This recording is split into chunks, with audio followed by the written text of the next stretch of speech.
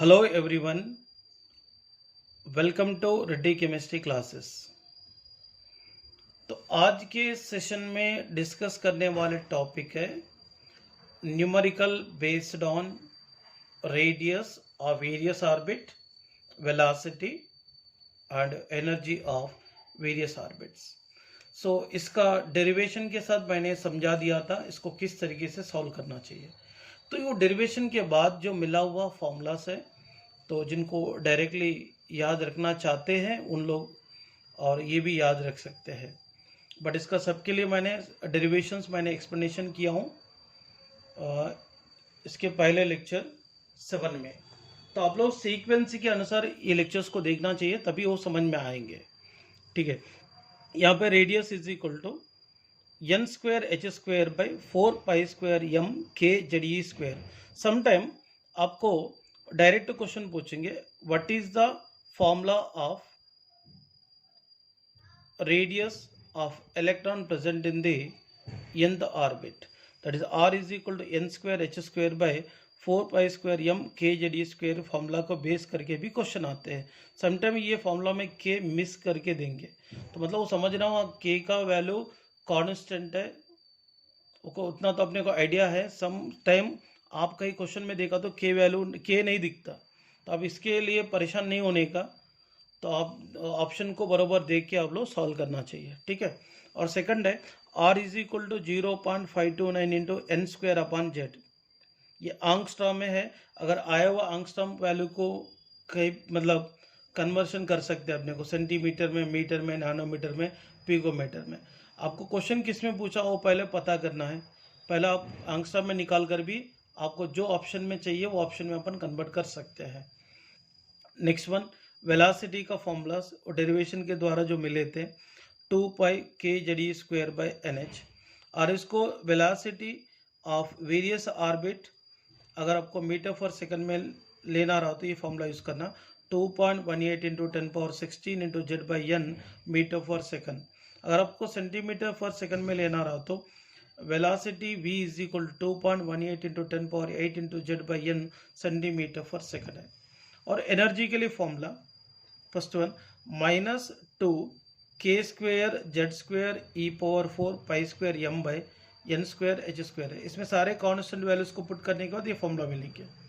E is equal to -13.6 into Z square by n square, ये electron volt for atom में दिया, तो अगर जूल्स में दिया तो -21.8 into 10⁻−19 into Z square upon n square है।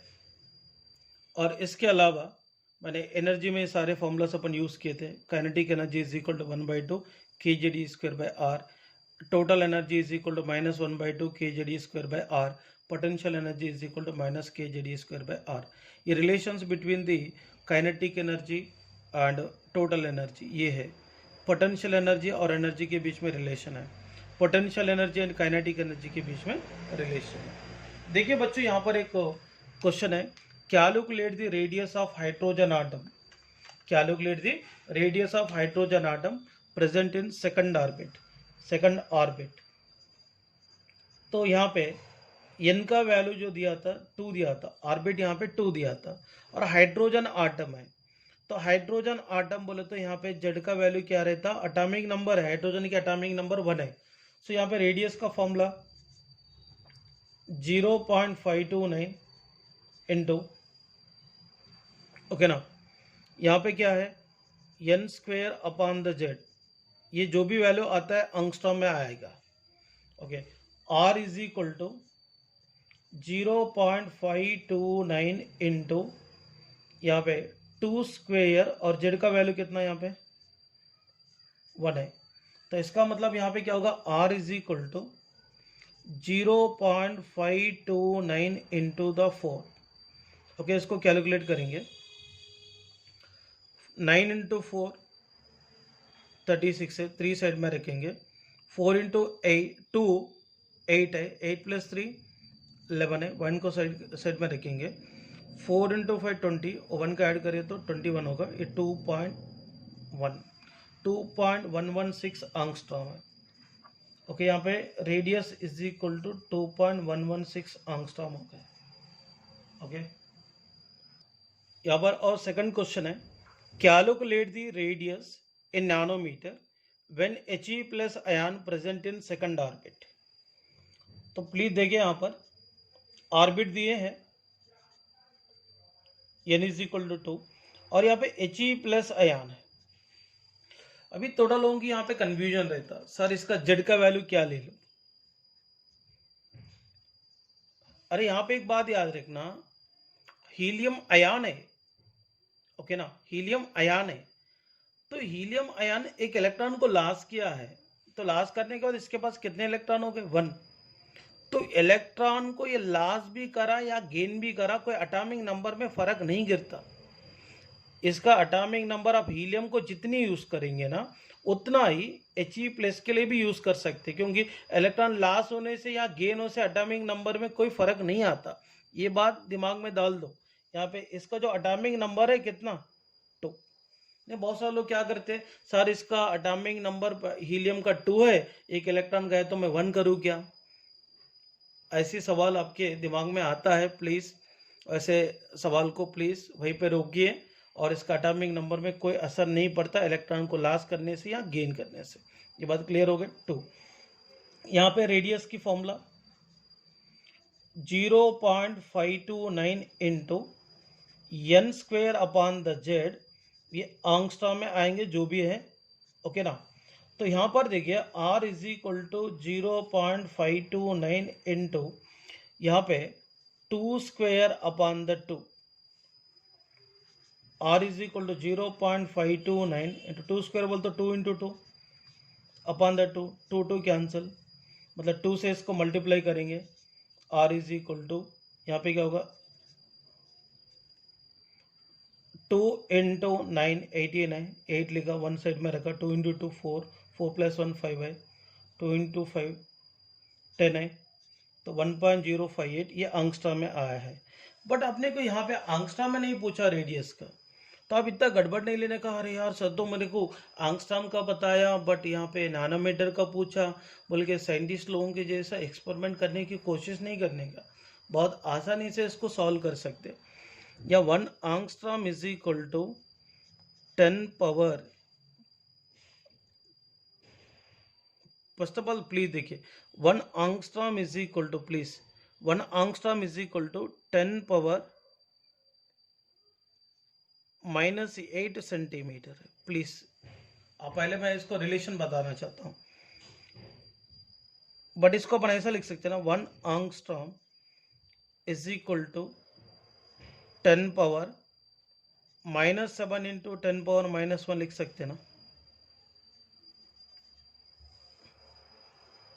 बट यहां पे एक बात याद रखना, 1 nanometre is equal to 10 power -7 centimetre है, ये तो पता होगा ना।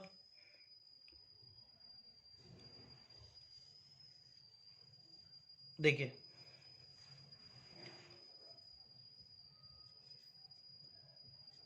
1 एंगस्ट्रॉम इज इक्वल टू, इसको ऐसा लिखेंगे 10 power -1 into 10 power -7 centimetre.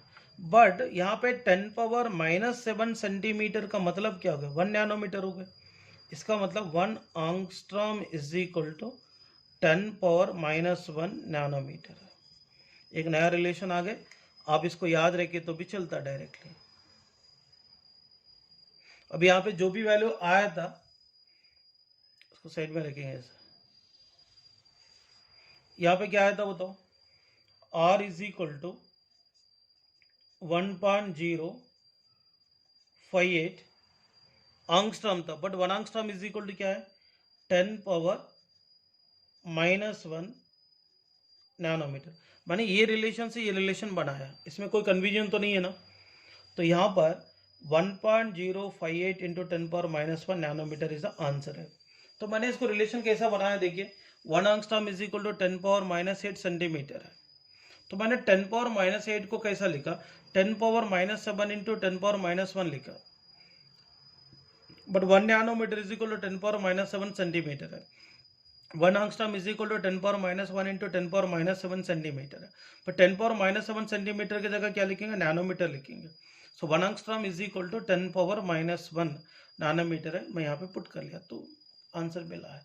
Question किस तरीके से भी पूछा, आप यहाँ टेंशन बिल्कुल नहीं लेने का, बहुत आसानी से सॉल्व करते जाने का।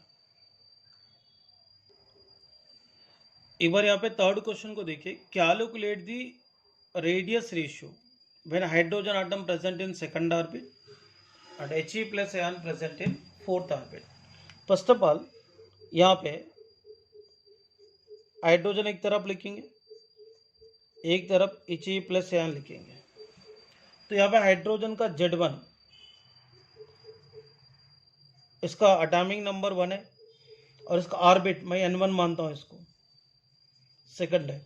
इसका Z2 का वैल्यू क्या होगा, हीलियम बोले तो 2, N2 बोले तो 4। अब यहाँ पे रेशियो निकालना है रेडियस का। सो पहले अपने को R1 पता होना चाहिए और R2 पता होना चाहिए। ओके, तो तभी इसका रेशियो निकाल सकते हैं। बट यहाँ पे रेडियस का फॉर्मूला क्या है,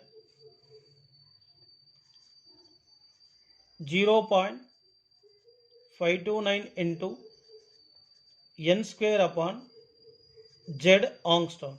बट ये कांस्टेंट है, 0.529 कांस्टेंट है।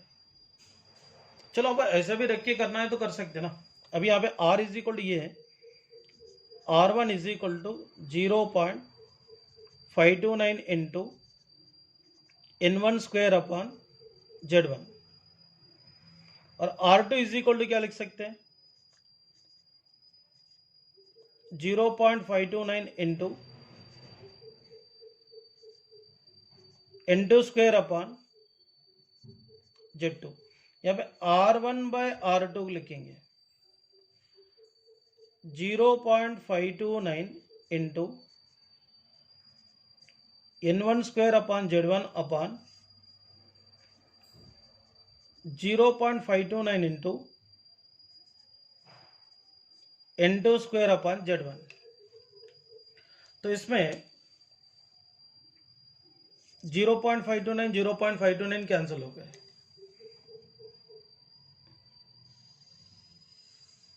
ओके ना। अब यहां पे क्या हो गया, R1 by R2 is equal to N1 square by Z1 upon N2 square by Z2 हो गया। इसको फाइनली क्या लिखेंगे, R1 by R2 is equal to N1 square by Z1 into Z2 ऊपर चले जाता, Z2 बाय N2 स्क्वेयर है। But यहां पे देखो R1 by R2 is equal to N1 बोले तो क्या है, 2 स्क्वेयर है, Z1 बोले तो 1 है, इंटू Z2 कितना है, 2 है, यहाँ पे कितना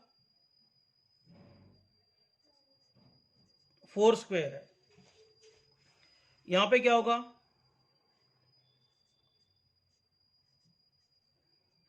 R1 by R2 is equal to 2 square बोल तो 4 इंटू 2, 1 है, यहाँ पे 16 है। तो यहां पे क्या होगा, 4 1 जा 4 4 जा,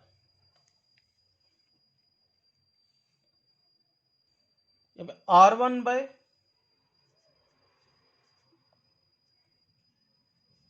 R2 इज इक्वल टू, यहां पे देखिए 2 बाई 4, इसको क्या लिखेंगे, 2 1 जा 2 2 जा, मतलब finally R1 by R2 is equal to 1 by 2 है। आप डायरेक्टली अगर रेशो अगर पूछे ना, डायरेक्टली फॉर्मूला यूज कर सकते हैं ना, R1 by R2 is equal to N1 square by Z1 into Z2 by N2 square use कर सकते हैं। ओके, अभी तीनों कॉन्सेप्ट के बेस पे मैं क्वेश्चन देता हूं और रेडियस का रिलेटेड यहाँ पे और क्वेश्चन दिया हूं, इसको प्रैक्टिस कर लो पहला question, calculate the radius of hydrogen atom present in fourth orbit, ये क्वेश्चन करना है और ये सेकंड क्वेश्चन है। तो यहाँ पे आपको जेड का वैल्यू क्या लेना है, जेड बोले तो एटॉमिक नंबर, हाइड्रोजन आया तो जेड का वैल्यू 1 लेना, He प्लस आया तो 2 लेना, Li प्लस आया तो 3 लेना, Be प्लस आया तो 4 लेना। मैं आपको पहले ही बोला इलेक्ट्रॉन लॉस भी करा गेन भी करा, एटॉमिक नंबर में कोई फर्क नहीं आता, ठीक है ना। सो देखिए क्वेश्चन नंबर 3 भी है यहाँ पे और 4 है। ये 4 क्वेश्चन को आप लोग सॉल्व करना है, सॉल्व करके मुझे सेंड करना चाहिए। इसके अलावा यहाँ पे रेडियस रेशियो का भी एक क्वेश्चन है, इसको भी सॉल्व कर लो। नेक्स्ट वन, वेलोसिटी का रिलेटेड क्वेश्चन को देखेंगे। Calculate the velocity of hydrogen atom present in second orbit. Okay, तो यहाँ पे आपने को मेंशन नहीं करा वेलोसिटी को सेंटीमीटर में लेना है क्या मीटर में लेना है। अगर आपको क्वेश्चन में आंसर जैसे दिए वो आंसर के अनुसार फॉर्मूला यूज करना है। मैं यहाँ पर तो फॉर्मूला यूज कर रहा हूँ, velocity is equal to 2.18 into 10 power 6 into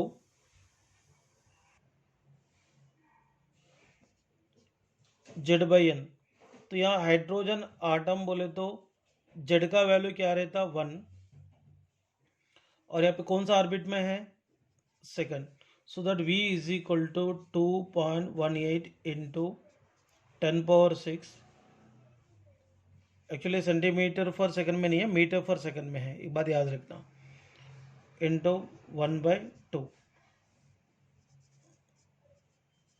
okay, यहाँ पे v इज इक्वल टू 2 1 1.09, इसको कैलकुलेट किया तो आ जाएगा 1.09 इंटू 10 पावर 6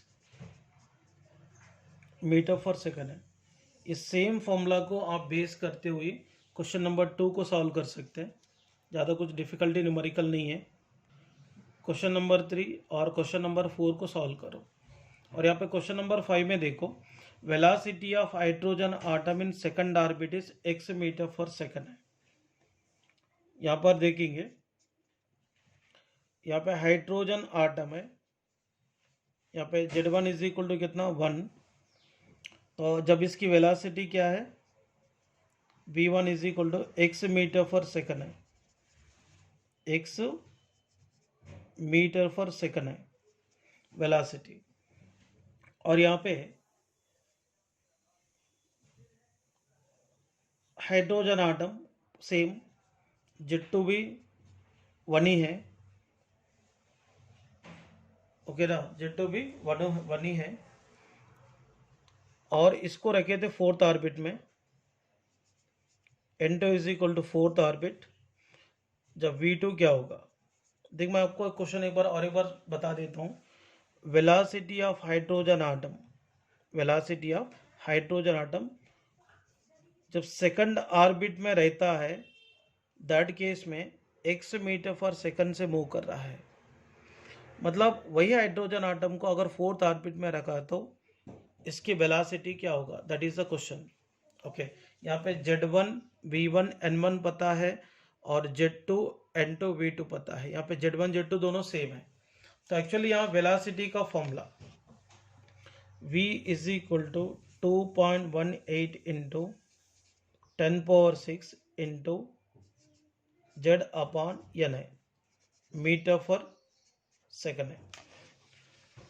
सो देखिए इसको अपन v1 लिखेंगे 2.18 into 10 power 6 into Z1 by N1, तो V2 लिखूंगा तो 2.18 into 10 power 6 into Z2 by N2। So यहाँ पे V1 upon V2 is equal to 2.18 into 10 power 6 into Z1 upon N1 upon 2.18 into 10 power 6 into Z2 upon N2 है, ये पूरा cancel हो जाएंगे। Finally V1 upon V2 is equal to Z1 upon N1 into क्या लिख सकते हैं, N2 upon Z2 लिख सकते हैं। वहाँ पे आपको क्लियरली बताया गया है हाइड्रोजन आटम सेकंड ऑर्बिट में रहा तो जब V1 का वैल्यू क्या बोला था, यहाँ पे देखिए V1 का वैल्यू क्या बोला था, x, ओके ना। तो अपने को यहाँ पे V2 निकालने का था। तो यहाँ पे हाइड्रोजन का एटॉमिक नंबर Z1 का कितना 1 है।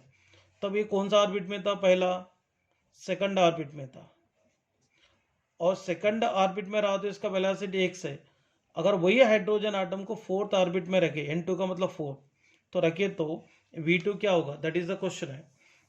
ओके, यहाँ पे x by V two is equal to 1/2 into 4/1 आया, तो 2 1 जा 2 2 जा, मतलब यहाँ पे क्या होगा, V2 को इधर लेकर आएंगे, 2 को इधर लेकर आएंगे, तो V2 इज इक्वल टू क्या होगा, x/2। मतलब सेकंड ऑर्बिट में रहने वाले हाइड्रोजन का वेलोसिटी x रहा तो फोर्थ ऑर्बिट में रहने वाला हाइड्रोजन की velocity x/2 metre per second velocity है। तो इस तरीके से क्वेश्चन भी पूछ सकता है, ठीक है ना। आप लोग क्वेश्चन किस तरीके से पूछे इसको पहले समझना है। वो सेम टाइप का क्वेश्चन मैं आपको देना चाहता हूं। देखिए, velocity of He plus ion in second orbit is x meter per second. So what is the velocity? What is the velocity of Li plus 2 ion present in sixth orbit. तो यहाँ पे देखो, He plus ion second orbit में रहा तो x metre per second से move कर रहा है। अगर लिथियम प्लस 2 आयन को सिक्स्थ ऑर्बिट में रहा तो कौन सी वेलोसिटी के साथ मूव करेंगे। क्वेश्चन यहाँ पे Z1 और Z2 वैल्यू डिफरेंट है। तो ये इससे पहले जो क्वेश्चन में मैंने Z1 Z2 सेम रखा था, मतलब हाइड्रोजन आटम की केस में पूछा था, ओके ना। आप लोग डायरेक्टली फॉर्मूला यूज कर सकते हैं, V1/V2 is equal to Z1/N1 into N2/Z2 लेकर सॉल्व कर सकते हैं।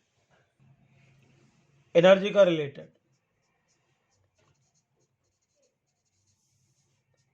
Calculate the energy of hydrogen atom present in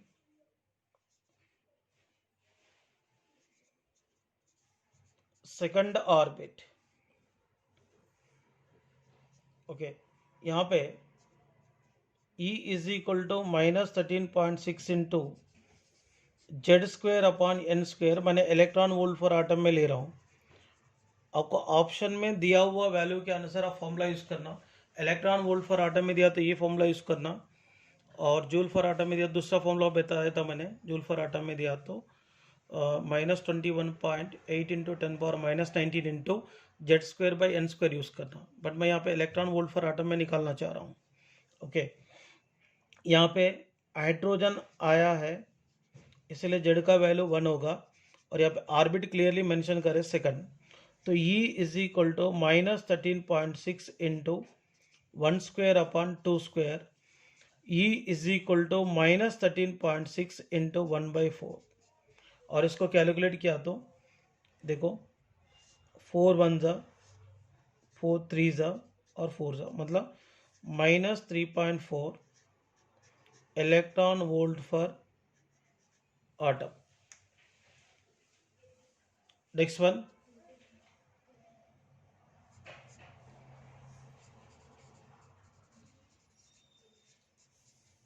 calculate the energy of hydrogen atom present in third orbit. Same type का question है, solve करना चाहिए। इसके बाद calculate the energy of He plus ion present in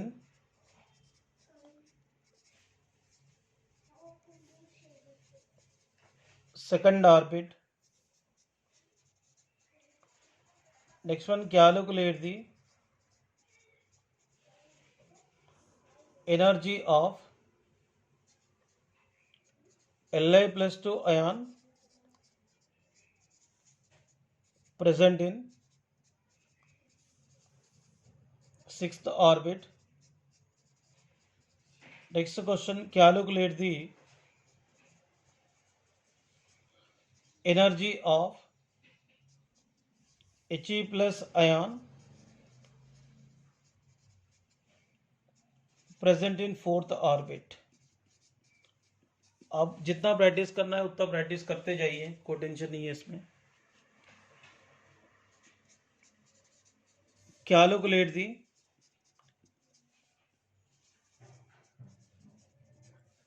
energy of Li+2 ion present in third orbit.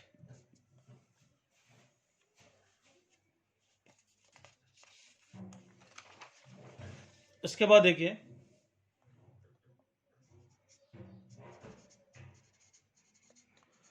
calculate the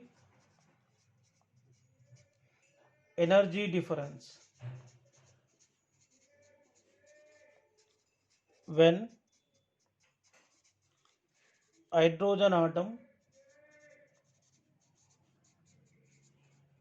jump from second orbit to first orbit. तो energy difference पूछा था. Energy difference delta E is equal to क्या है, E2 minus E1. सो यहां पर E1 is equal to क्या है, -13.6 into Z1 square upon N1 square लिखेंगे, क्योंकि E का फॉर्मूला क्या रहता, -13.6 into Z square upon N square electron volt for atom है. सो यहाँ पे अपन पहले E1 निकालेंगे, -13.6 इंटू यहाँ पे Z1 कितना, हाइड्रोजन आटम ही है, और ऑर्बिट कितना बोला, फर्स्ट ऑर्बिट 1 है, या Z1 भी 1 है, N1 का वैल्यू भी 1 है, 1 स्क्वेयर अपॉन 1 स्क्वेयर. तो E1 इज इक्वल टू कितना है, -13.6. और E2 निकालेंगे, -13.6 इंटू क्या लिख सकते हैं इसको, Z2 square upon N2 square. यहाँ पे Z2 भी हाइड्रोजन आटम ही है, N2 हायर एनर्जी लेवल है ना, N2 बोले तो सेकंड है. यहाँ पे क्या होगा, E2 is equal to -13.6 into 1 square upon 2 square, -13.6 upon 4 is equal to -3.4 आता है. ये भी इलेक्ट्रॉन वोल्ट है और ये भी इलेक्ट्रॉन वोल्ट है.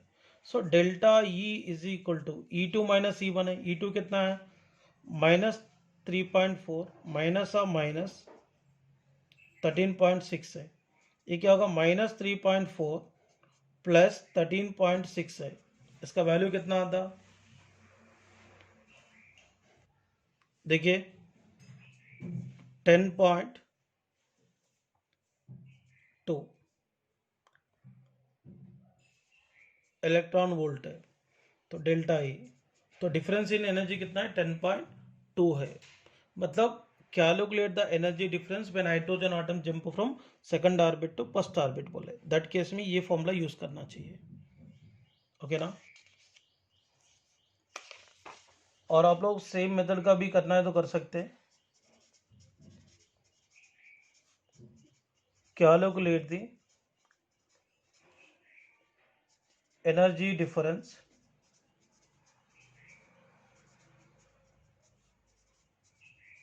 when He plus ion jump from fourth orbit to second orbit. इसमें एक बात याद रखना, लोअर वैल्यू n1 होता है, हायर वैल्यू n2 होता है। ये बात क्लियर ध्यान में रख लो, आपको सॉल्व करने में इजी होता है। ठीक है स्टूडेंट, रिमेनिंग जो टॉपिक्स है वो अगले सेशन में डिस्कस करेंगे। न्यूमेरिकल अच्छी तरह से प्रैक्टिस कीजिए।